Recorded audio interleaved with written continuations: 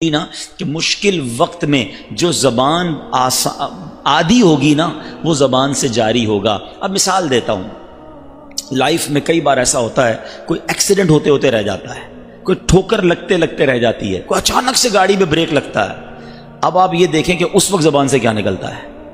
جس کی زبان پر درود و سلام رہتا ہے، اولیاء کرام کے نام رہتے ہیں، آپ دیکھیں جھٹکا لگتے ہی ان کی زبان سے زور سے نکلتا ہے، یا رسول اللہ، یا غوث پاک، لا الہ الا اللہ۔ کیوں نکلا بھائی؟ کیونکہ اندر یہ بھرا ہوا تھا، جھٹکا لگا تو وہی باہر نکلا۔ اور کچھ لوگ ایسے ہیں کہ جب ان کو دھکا لگتا ہے، جھٹکا لگتا ہے تو گالیاں نکلتی ہیں۔ ایک جملہ ہے نا بڑا مشہور، برتن سے وہی چھلکتا ہے جو برتن کے اندر ہوتا ہے۔ اب دودھ کا پیالہ لے کر جائیں، ٹھوکر لگے گی، کیا گرے گا؟ دودھ ہی گرے گا نا۔ اور اسی میں کیچڑ بھرا ہوا ہو، گندگی بھری ہوئی ہو، اب ٹھوکر لگے گی تو کیا نکلے گا؟ وہ کیچڑ نکلے گی، گندگی نکلے۔ اندر کیا بھرا ہے ہم نے؟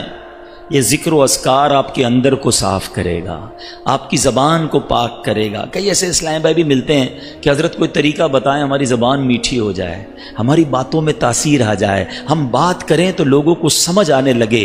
واللہ اس زبان کو اللہ اور اس کے رسول کے ذکر سے تر کرو، تمہاری باتیں میٹھی ہونا شروع ہو جائیں گی، تمہاری باتیں سمجھ آنے لگنا شروع ہو جائیں گی، کیونکہ یہ زبان رب کی نعمت ہے، اور نعمت کی جو قدر کرتا ہے اللہ اس نعمت میں اور برکت ڈال دیتا ہے۔ اللہ مجھے اور آپ کو اپنی زبان کا پراپر یوزج کرنے کی توفیق عطا فرمائے۔ آئیے مل کر محبت کے ساتھ درود پاک پڑھ لیں۔ صلو علی الحبیب صلی اللہ تعالی علی محمد صلی اللہ علیہ وسلم۔ میری خود انسپریشن ہے کچھ لوگوں کے بارے میں، کاروباری ہیں، کوئی بہت بڑا مذہبی نام نہیں ہے، مگر روز کے 15,000 درود پاک پڑھتے ہیں، 20,000 درود پاک پڑھتے ہیں۔ وہ پتہ کیا کرتے ہیں؟ وہ جب بات کر رہے ہوتے ہیں نا اس وقت تو وہ بات کر رہے ہوتے ہیں، مگر جب وہ سن بھی رہے ہوتے ہیں تو درود پڑھ رہے ہوتے ہیں۔ اگر آپ کا مائنڈ سیٹ بن جائے نا، آپ مثال کے طور پہ آپ میں سے کئی لوگ کمپیوٹر پر کام کرتے ہوں گے، ٹھیک ہے نا، کمپیوٹر پہ آپ کام کر رہے ہیں، جو بھی کر رہے ہیں، زبان تو فارغ ہے نا۔ اگر آپ چاہیں تو وہ زبان ذکر اللہ کرتی رہے، اللہ پر اللہ کا نام لیتی رہے، درود پاک پڑھتی رہے۔ تھوڑے دنوں کے لیے مشکل رہے گی، مگر ایک وقت آئے گا جب زبان عادی ہو جائے گی نا تو آٹومیٹکلی زبان جو ہے وہ ذکر الہی کرنے لگ جائے گی، انشاءاللہ درود پڑھنے لگ جائے گی۔ ابھی آپ کا مائنڈ سیٹ بن جائے تو انشاءاللہ زبردست ہو جائے گا۔ نعمتوں کی بات چل رہی ہے اور نعمتوں کے قدر کی بات چل رہی ہے۔ ہمارے اسلاف اپنی نعمتوں پر کس قدر حساس ہوتے تھے اور انہیں اللہ کی دی گئی نعمتوں کی قدر کتنی ہوتی تھی۔ سیدنا مالک بن انس رضی اللہ تعالیٰ عنہ فرماتے ہیں کہ حضرت سیدنا یونس بن یوسف رحمۃ اللہ تعالی اپنے زمانے کے مشہور اولیاء کرام میں سے تھے، زیادہ تر وقت مسجد میں گزارتے اور اپنے رب عز و جل کی عبادت میں مشغول رہتے۔ عالم شباب یعنی جوانی کا عالم تھا، انہوں نے اپنی جوانی اللہ عز و جل کی عبادت کے لیے صرف کی ہوئی تھی۔ اکثر آپ میں سے بھی نوجوان ہیں، ایک مرتبہ مسجد سے باہر آ رہے تھے، راستے میں ایک عورت پر نظر پڑ گئی، دل کچھ دیر کے لیے اس کی طرف مائل ہو گیا، لیکن پھر فوراً اپنے فعل پر نادم ہوئے کہ یہ میں کیا کر رہا ہوں، حرام دیکھ رہا ہوں۔ اب اللہ سے دعا کی کہ اے اللہ، اے میرے پروردگار، بے شک تو نے مجھے آنکھیں عطا فرمائیں جو کہ بہت بڑی نعمت ہے، لیکن مالک مجھے خطرہ لگ رہا ہے کہ کہیں ان آنکھوں کی وجہ سے میں عذاب میں مبتلا نہ ہو جاؤں، یہ آنکھیں مجھے ہلاک نہ کر دیں۔ اے میرے پروردگار میری آنکھیں واپس لے لے، میری آنکھوں کی بینائی سلب کر لے۔ اللہ سے دعا کی، جیسے ہی دعا سے فارغ ہوئے آپ کی آنکھیں چلی گئیں۔ اب آپ نے کیا کیا؟ نماز تو پڑھنی تھی، مسجد تو جانا تھا، عبادت گزار تھے، اپنے بھتیجے کو ساتھ رکھ لیا کہ اب وہ نماز کی اوقات میں مسجد لے جائے، کوئی کام ہو تو وہ کام کر دے، وہ مسجد میں چھوڑ دیتا اور بچوں کے ساتھ کھیلنے چلا جاتا۔ آپ مسجد میں ہوتے، عبادت کرتے۔ ایک دن ایسا ہوا آپ مسجد میں بیٹھے تھے تو اپنے جسم پر آپ کو کوئی چیز رینگتی ہوئی نظر آئی، محسوس ہوئی۔ اب آپ کو تو سمجھ نہیں آ رہا تھا وہ کیا ہے، آپ نے بھتیجے کو آواز دی، وہ بچوں میں کھیلنے گیا ہوا تھا، کوئی ہیلپ آؤٹ نہیں کر پا رہا تھا، آپ پریشان ہو گئے۔ آپ نے پھر اللہ کی بارگاہ میں دعا کی، اے اللہ تو نے مجھے آنکھوں سے نوازا، بہت بڑی نعمت تھی، مجھے خوف ہوا کہ کہیں میں ان آنکھوں سے گناہ نہ کر بیٹھوں، عذاب میں مبتلا نہ ہو جاؤں۔ میں نے دعا کی، تو نے میری آنکھیں واپس لے لیں، مگر مولا اب مجھے خوف یہ ہے کہ اگر میری آنکھیں نہ آئیں تو یہ میری آزمائش میرے لیے رسوائی کا باعث نہ بن جائے۔ میرے مولا کرم کر دے، مجھے اس مصیبت سے بھی بچا لے، میری آنکھیں واپس لوٹا دے۔ اب بھی آپ نے دعا کی، اللہ نے آنکھیں واپس لوٹا دے۔ اچھا یہ ایک بزرگ کا واقعہ اور ان کی سوچ ہے ان کی. اچھا اللہ کی بارگاہ میں مقبول کیسے ہیں کہ دعا کرتے ہیں تو آنکھیں چلی جاتی ہیں, دعا کرتے ہیں تو واپس مل جاتے ہیں. ایسا مقبول بندہ. اور اس کے خوف خدا کا عالم یہ ہے کہ ایک غفلت ہوئی اور اتنی بڑی شرمندگی. آج میں اور آپ سوچیں کہ اللہ نے مجھے اور آپ کو کتنی نعمتیں دی ہیں. یہ آنکھیں, یہ دل, یہ زبان, ہم کن کاموں میں استعمال کر رہے ہیں؟ وہ پنجابی شاعر کہتے ہیں نا, اس لیے تھوڑی دی ہیں یہ چیزیں کہ بندہ ان سے حرام کرے. وہ کہتے ہیں دل یاد لئی بنایا اے تعریف لئی زبان,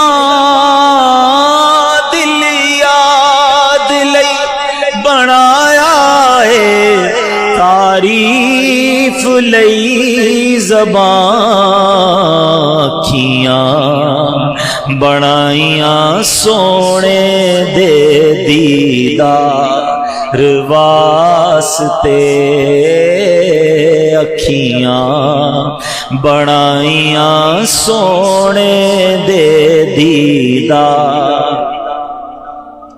اللہ نے یہ آنکھیں, یہ دل, یہ زبان, یہ آنکھ, کان, پیر اپنی عبادت کے لیے دیے ہیں, اپنی رضا والے کاموں کے لیے دیے. ہم کن کاموں میں استعمال کر رہے ہیں؟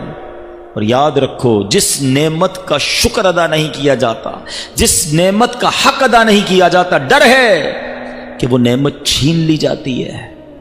آپ میں سے بہت سارے تو وہ ہیں کہ جن کو اللہ نے کروڑوں سے اچھا بنایا. ہم سب کو ہی کروڑوں سے اچھا بنایا. کئی وہ ہیں جو بڑی اچھی پوسٹ پہ ہیں, کئی وہ ہیں جو بڑے اچھے ادارے میں ہیں, کئی وہ ہیں جو بڑی اچھی سیلری اون کرتے ہیں. مگر سوچیں ان تمام نعمتوں کے بعد میرا اللہ کی بارگاہ میں انداز کیا ہے؟ شکوے, شکایات یا شکر ہے؟ دو قسم کے لوگ ہوتے ہیں کہ جن کے پاس بہت کچھ ہوتا ہے مگر پھر بھی زبان پر شکوہ ہوتا ہے, اور کچھ اللہ کے بندے ایسے ہوتے ہیں جو ہر حال میں اللہ کا شکر ہی ادا کر رہے ہوتے ہیں.